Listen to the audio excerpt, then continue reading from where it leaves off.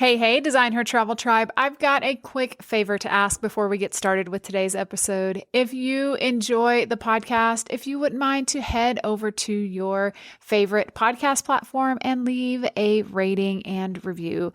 It really helps more listeners like you find the show and spreads a little love along the way. So head on over, just leave a rating and review, and let's get started with today's episode. I have found few experiences more kind of grounding and things that help me gain perspective, like sitting beneath the stars. When you start looking up and you kind of let your mind wander, just imagining, just our tiny place in the universe. The stars you're looking at aren't even there when you're looking at them because of how long it takes for that light to travel to us. I just think it's a really good reminder of what matters, maybe things that don't, and just how interconnected the whole universe is. I just think we need that lesson now more than ever. Hello, everyone. Welcome to the Design Her Travel podcast. I'm your host, Kim Anderson. As an avid traveler, global nomad, and someone who considers themselves a citizen of the world, I want to say welcome. I'm so glad that you're here. My hope in creating this podcast is to inspire you to take the leap of faith and to design the life of your dreams. For me, that includes connecting with like-minded individuals and creating a community of souls living their best lives out in and around the world. Each week, you'll hear stories and conversations from fellow travelers who have figured out how to incorporate travel as a key component in their daily lives. Their stories are beautiful and inspiring, just like you. I can't wait to go on this journey with you. So let's do this. Here we go.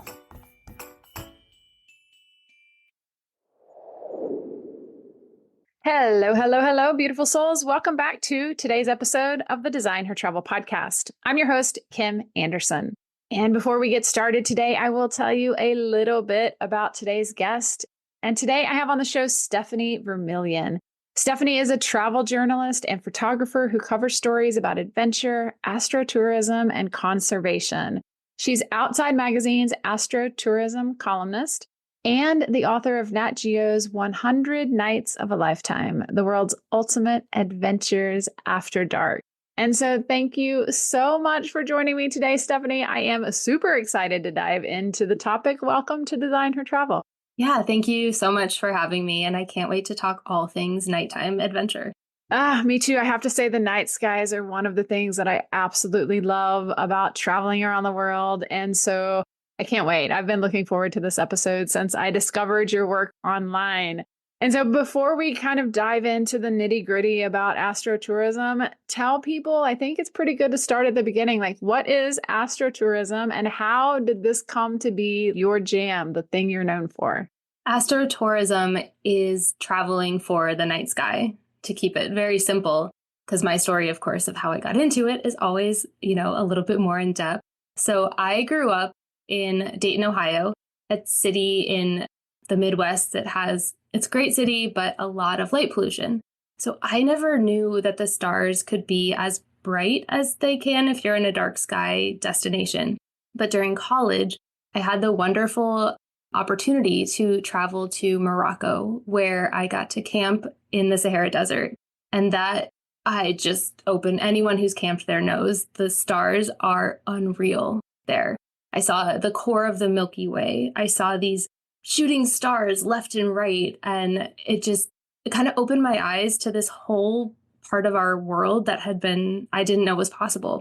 So that set me at this mission where I joined an astronomy class, and then fast forward about a decade to when I finally broke into travel writing after having worked in marketing and PR.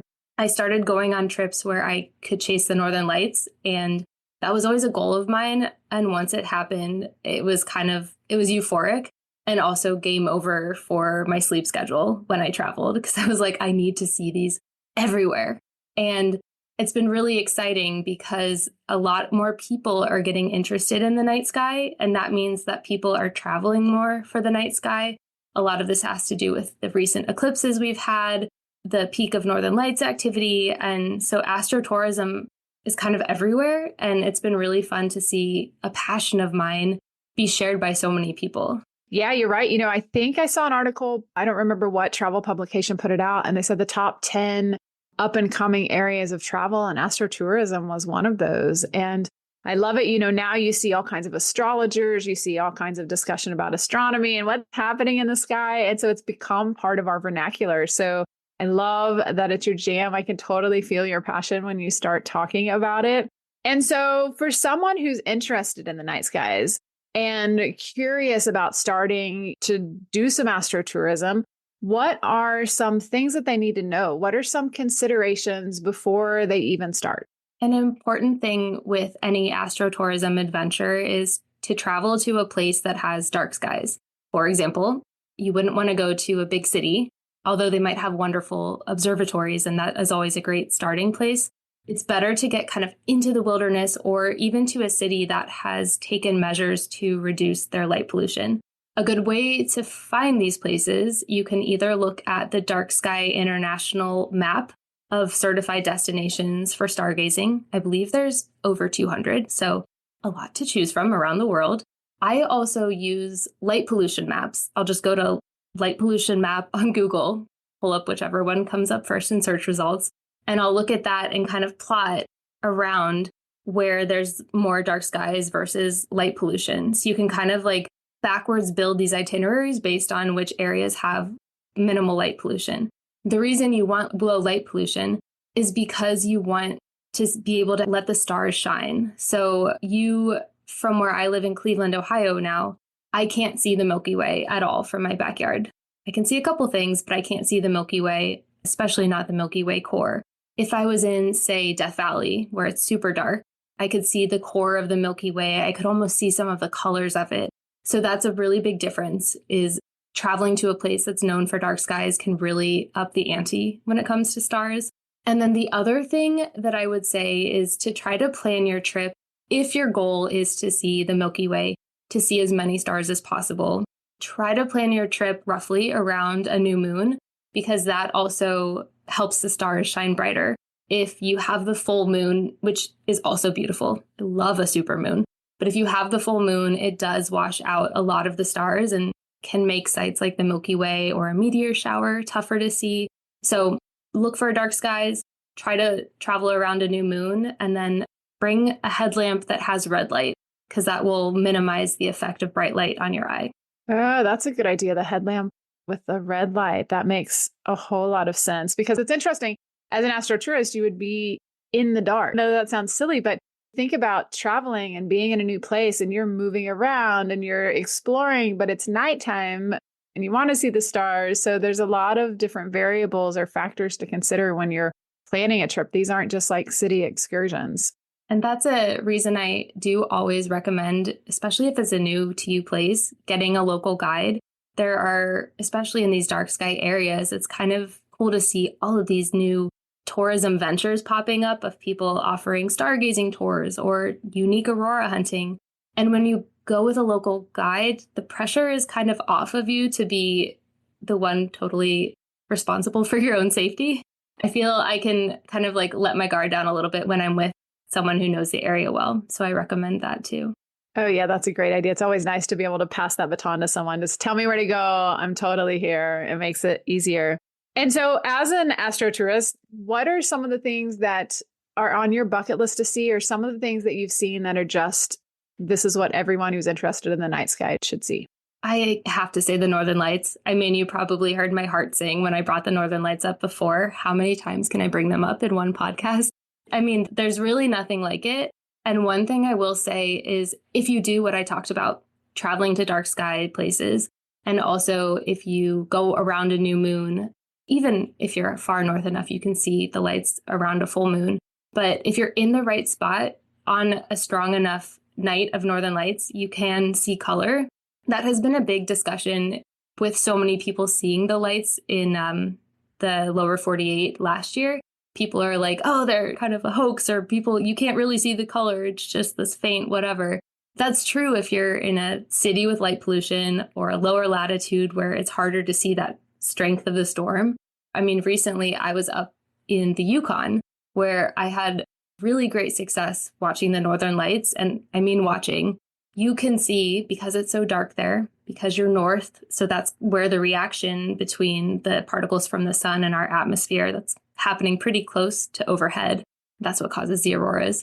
You can actually see green and red with the naked eye if the storm is strong enough. So we are in a period of really high northern lights activity right now. It's the 11-year peak of activity, and that should last through the end of this year. So if you have been waiting to see the northern lights, now is the time, because you can not only increase your odds of seeing them, but you will increase your odds of seeing those colors I talked about. Because there truly is nothing like it.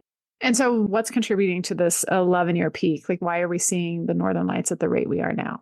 Yeah, it has to do with how northern lights are created. So the sun is really behind those beautiful light displays we see. The sun sends these particles into space, and when they gather in our atmosphere and cause a reaction, this is a long scientific process that I'm very much shortening. Basically, what we're seeing is the reaction between those particles and our atmosphere. And that is what causes those bright colors, those, flashes and ribbons and everything. That's a reaction between particles from the sun and our atmosphere. And the sun goes through phases. It's almost like Earth's seasons of activity. So right now we're in what they call solar maximum, which lasts for usually about like a year and a half. But it also continues on a bit past that in the year before and after. But that period of solar maximum is when the sun is just spew, just sending out all of this stuff into space. And so we have more and more activity. We're seeing a lot stronger activity because the sun is just belching out all of this material. So now is the time to go see them because the sun is just doing its work. I have to say, I'm a fellow Midwesterner here at the moment, and there have been a few times over the winter that we saw the northern lights. And in my entire life, I had never seen them in the Midwest. And yes, were they better using my phone camera? For sure. However, you could still see the sky in different colors at night. And it was mind blowing. I was like, we are pretty far south. So it was wild to witness that. It's been so fun to see just how many people have gotten to see the lights. There was a night in October last year. My husband and I came home from an engagement party, and we got out of our car and looked up, and it was just completely red. And of course, I knew that was coming. I have been following the lights all night. I was at the engagement party, like, yeah, whatever, congratulations. Oh my gosh, it's coming. And I remember seeing that. And then so we ran to the lakefront park that's near our house. And there were probably like 80 people out there enjoying it, oohing and awing and taking photos. And it's just so fun to see so many people get excited about the night, because then that means also more and more people will be aware of measures we can take to potentially limit light pollution, which will then make those sites even better. I like what you're saying in that it's that. I think the thing that I enjoyed about it as well was the connection. Like, we were all connected to the earth. It wasn't like some natural disaster or something, going on politically. It was like we were all outside admiring the night sky. And I think that's a beautiful connection. And it happened all around the world. It was like, look, we were all outside just admiring it. So yeah, it's brilliant. And when it comes to capturing the night sky, you are also a photographer. So like I said, on my iPhone, I could just click shoot, and I was like, oh, look at these lovely colors without having to do anything. But does it require a lot of extra camera gear or technology or specifics to be able to capture those? If that's someone's jam too, or they're interested in getting and capturing the night skies, do they have to have a load of extra equipment? I think it depends on your goals, because you can take really great photos with your iPhone, which I'm sure you found out. And if you use a tripod with your iPhone too, then the iPhones now, and I know people have Androids and other types of phones, I just don't know how those work as well. But with the iPhone, you can set it up and it can take like a 10 to 30 second shutter speed photo of the night sky. So you can get really good stuff with your iPhone. So if you're just starting out, you don't know if you want to buy a full-fledged DSLR or mirrorless camera, I would suggest experimenting with your iPhone.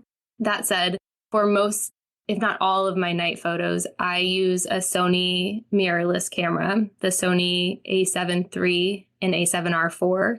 And I also use wide angle lenses that are good for nighttime photography. That's because they have wider apertures and that kind of stuff.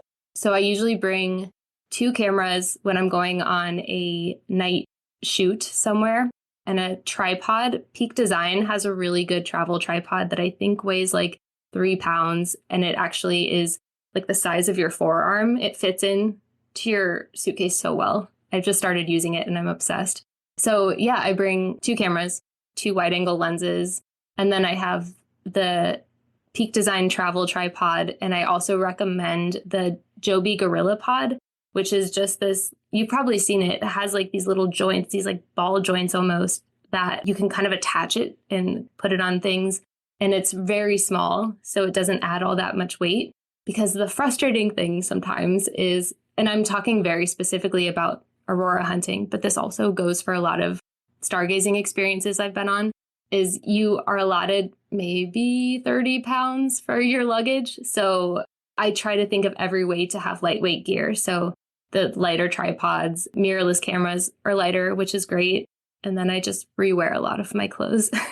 The key to light packing.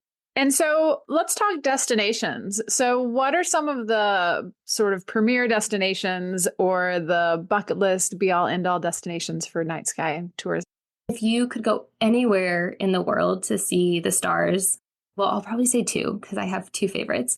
First would be the Sahara Desert in Morocco, because I mean, 1, that's where it all started for me, but don't just do it for me.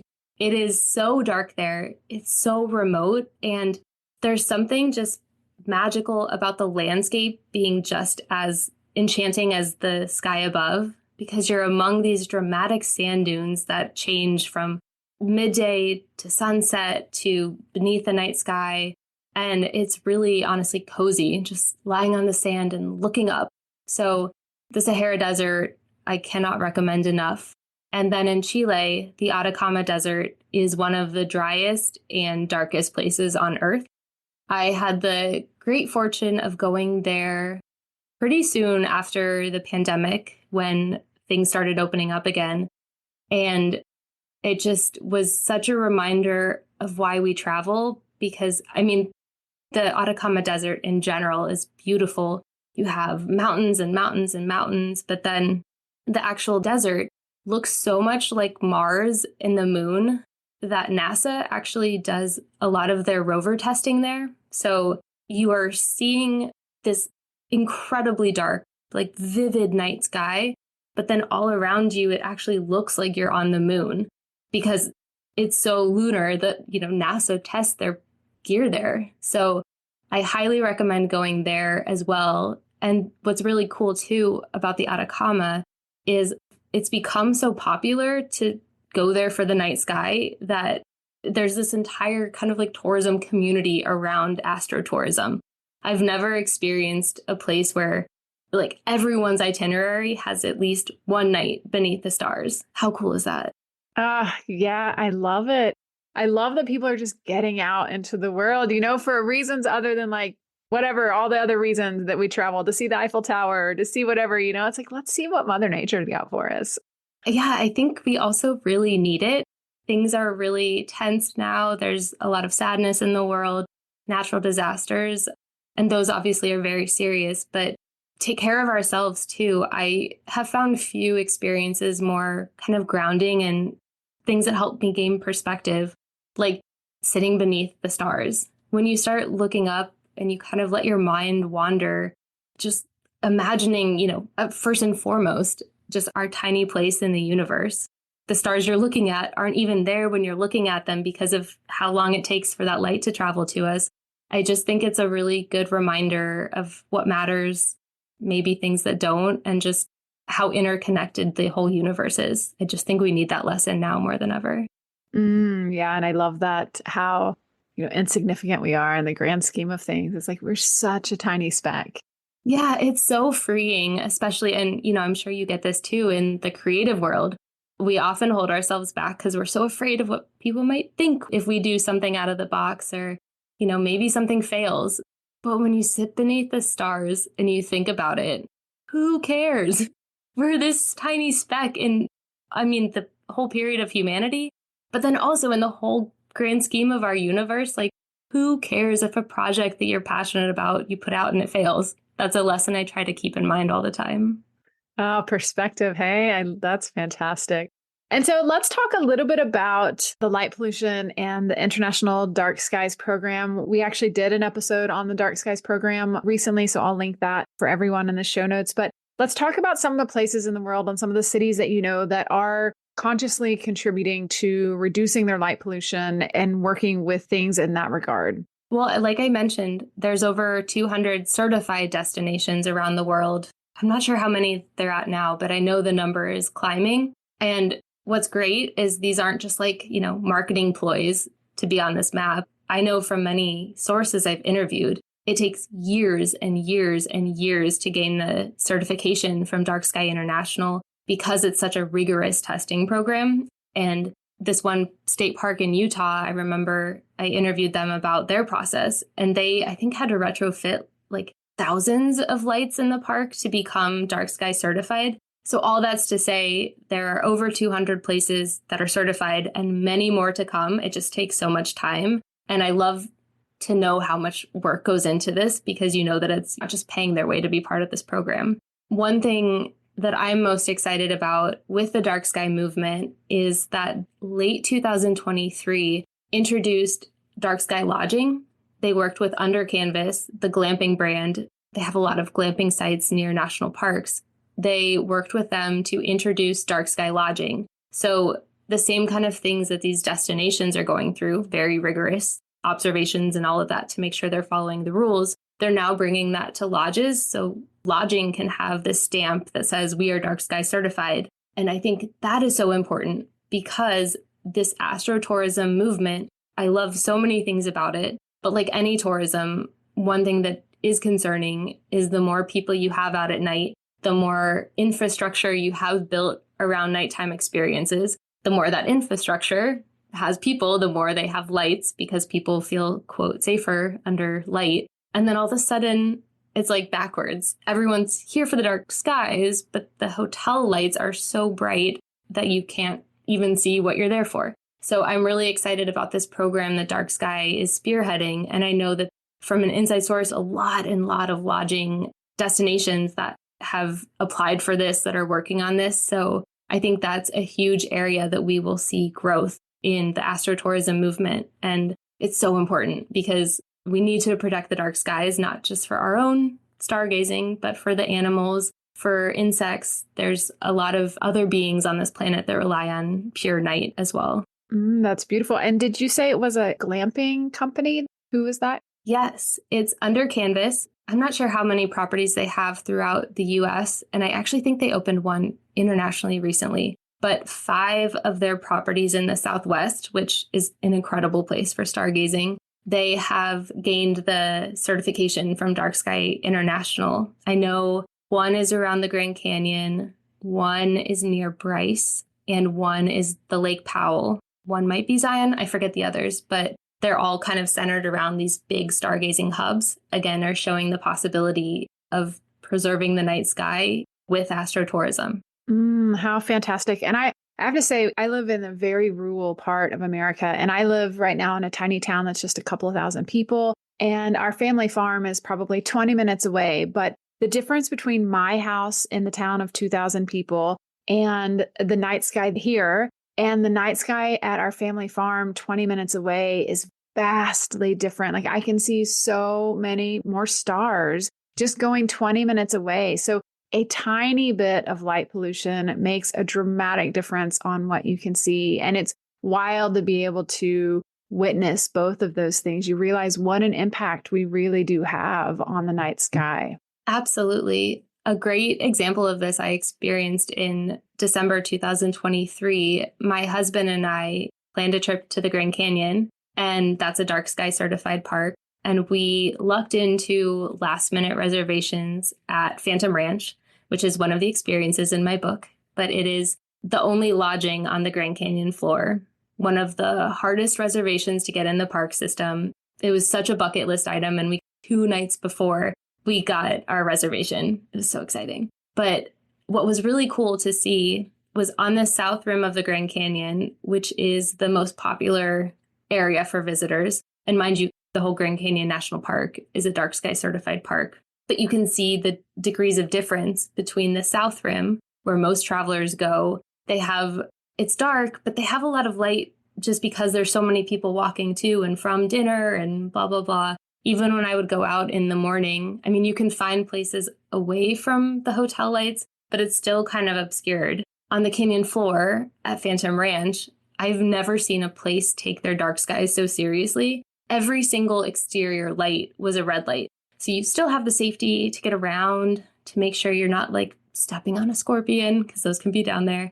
But you also are preserving your night vision. And it was just so incredible to be out and just to see also people asking about the red lights, because then it's spreading this awareness to other travelers. Well, why are the lights red? Well, actually, XYZ, light pollution, Dark Sky International, all of that. It was really cool to see, one, this light pollution lowering infrastructure, but then two, to see people get excited and asking about it, because then that kind of spreads awareness. And that shows the importance of doing something different with lodging, because people ask questions and then they learn and then they maybe do better at their own home. Yeah, because who would have known about red light and what it does if you don't experience it? There would be no reason that you would know that unless you just kind of stumble across that info. So I love that the awareness is growing. I think that's how movements happen. You know, the more people that are able to enjoy something, the more people are interested in protecting it. So that's fantastic. And so we're getting close on time, but I want to ask you about your book. So tell us about your book. How did this come to be? And what was your research process like to create and find, discover, and share these 100 places? I'll try to keep this short because the book took about 3 years. So I don't think we have that much time. But I came to my editor at National Geographic Books with this idea for a stargazing book back in 2021, maybe, because there still aren't that many books out there about astrotourism. And she came back to me and was like, well, what if we expanded it to be all night adventures? And I was like, that sounds really cool. Let's do it. So that kind of started this really, I just took so many rabbit holes of research, and it was so fun to think about things that could happen after dark and then find experiences that support it. And I would say the biggest lesson I learned from all of this research is there's so much out there that we don't know about with travel. And one thing I love about nighttime adventure, whether it's stargazing, whether it's northern lights hunting, or whether it's a night safari, is when you travel at night, you get to see these places that maybe you've been to, 20 times, but they look so different. And it's such a different experience if you go after dark. So even the most visited destinations can feel brand new. And this book, pulling it all together, I spent probably 6 months. A lot of the experiences I came in with having already experienced, but then I started looking into, again, these different types of nighttime adventures you can have. And then I also really wanted to have really good geographic diversity, because I think a lot of times nighttime adventure stories center on a handful of places, but as I found, the more I went, the more I found everywhere. And a big thing that was important to me too, for example, was to kind of show the whole versatility of places. There's been an issue with like travel in Africa, where so many people for the longest time in travel media have focused on safari. You go to Africa for safari, the end. But there's so much more I need to experience, but it's not just safari. And so I was able to include in my book a night market in Ghana or night fishing in Uganda, just different ways to experience. And I know Africa is obviously a huge continent. I'm speaking in monoliths, but it was really important for me to kind of use the book also to share different messages about responsible travel and different ways to think about travel. I tried to include a lot of community guides who are leading these nighttime adventures because, like I said before, that's important. And so the book, you can see why the research took so long, why it took 3 years. So I was able to experience about half of the adventures in the book. And then for the other half, and even those I did experience, I tried to really interview local people, local guides, just to get that local voice, because I think that is such an important part of travel storytelling. And 3 years later, 400 pages later, a lot of words later, it's here. Wow, 400 pages. I mean, 3 years is a lot. 400 pages feels even bigger. Well, I can't wait. I'm going to pick up a copy of the book. I'm super excited. I love the variety because right now we're traveling at such great rates and places are just saturated with people. And you look at sort of influencers online or the whole Instagram travel lifestyle, and it's like they focus on a few specific places. I'm like, we have an entire world. So I love that you have found a niche area to broaden people's horizons, spread the love, explore the world a little differently. So thank you. I think it's such a great gift. Yeah, I'm excited for you to see it. Yeah, me too. And well, maybe I've seen some of them. I don't know. I can't wait. So it's a new outlet, which is always fun.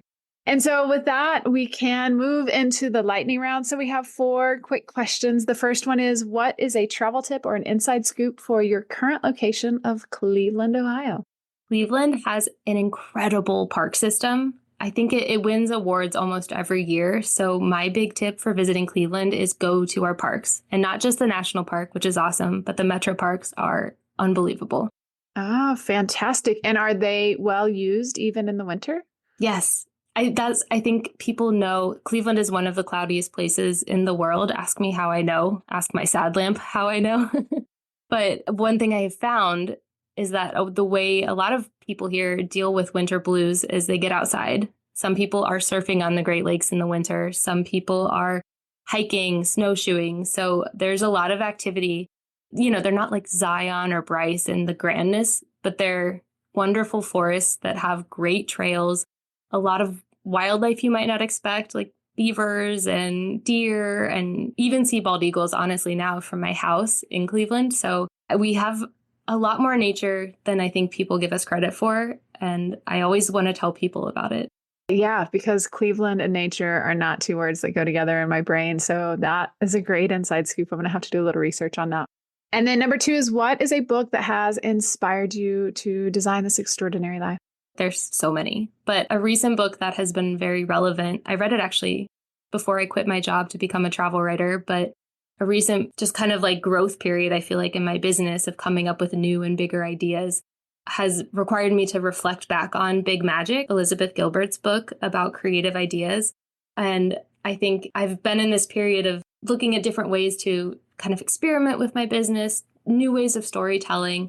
And one thing that really comes across in Big Magic is knowing that every idea isn't immediate and you can kind of let things go, let the right things come to you. And that has let me give myself permission to try new things. And if they don't work, that's okay. And I'm trying to kind of wear that throughout this year is just experimentation, because what is life if not one great experiment? Beautiful. And I believe that the universe gives us what we need. And this is the second day in a row someone has brought up Big Magic to me. And so it might be time to check it out. So thank you. I'm excited about that too. Let's see. The next question is, what is something that you always take with you and you never leave home without when you travel? My camera. I love photography, video as well, but I just love experimenting. I think there's been conversation about, well, does having a camera, photographing all the time, are you actually experiencing it? And I think being a photographer is one of the biggest gifts, because I see even mundane things as beautiful. I kind of see the world in frames and I see in light rays differently. So I love bringing my camera, because even if I'm not taking pictures, I'm thinking about the act of taking photos in a way that helps me see the world as art. Beautiful. And question number 4 is, what is on the top of your bucket list for adventures or destinations?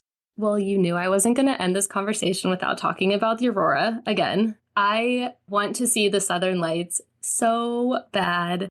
So Tasmania, as you'll see in my book, is one of the best places in the world to see the Southern Lights, which are a lot harder to see than the Northern Lights because there aren't land masses that kind of correlate with like Norway in the Southern Hemisphere.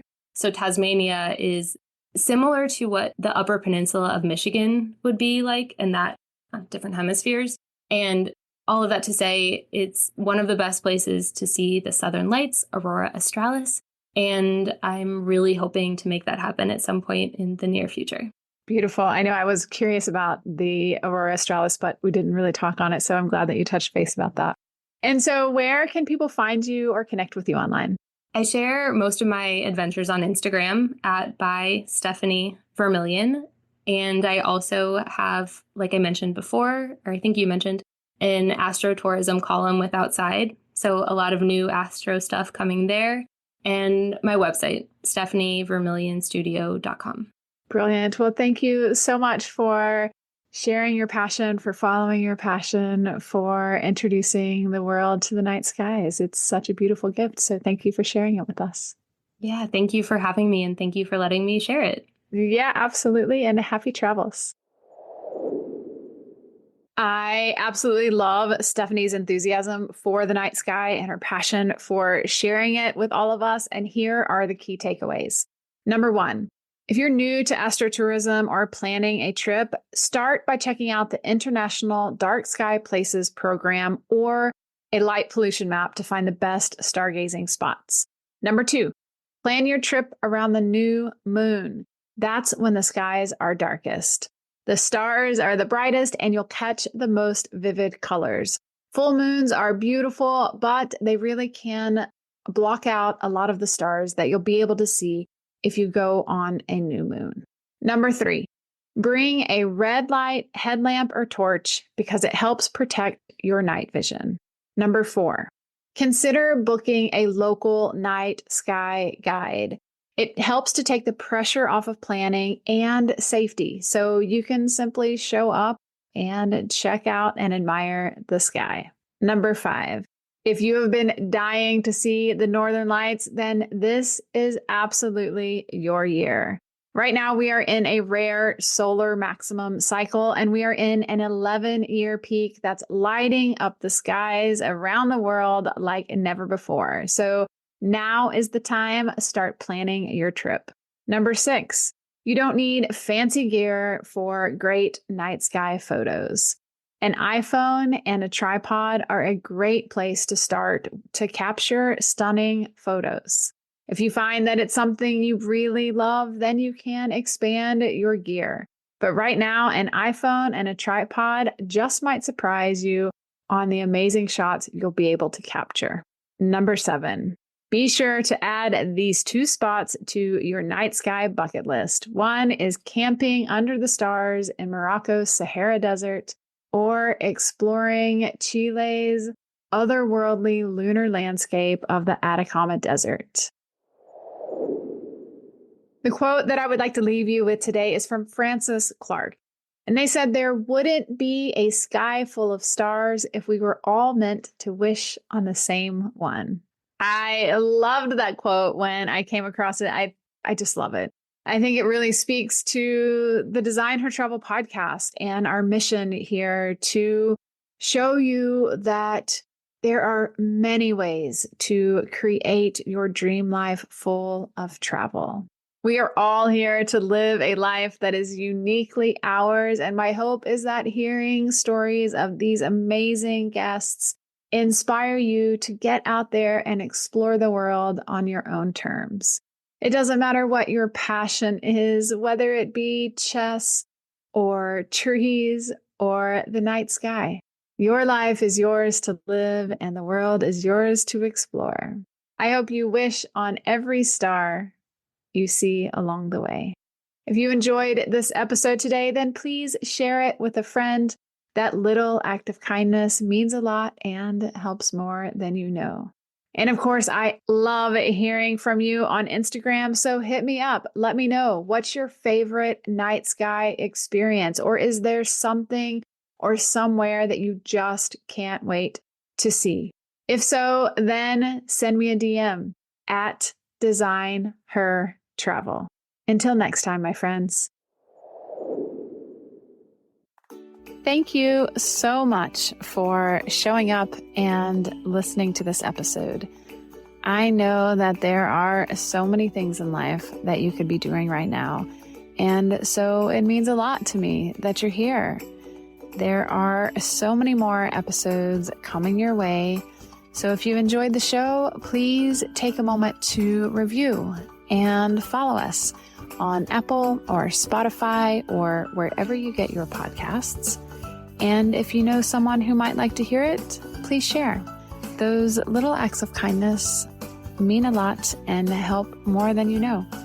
I appreciate your time and getting the opportunity to share this moment. I'd love to hear more from you. I'd love to connect, so reach out on social. You can find me on Instagram at Seafaring Wanderer. That's SeafaringWanderer.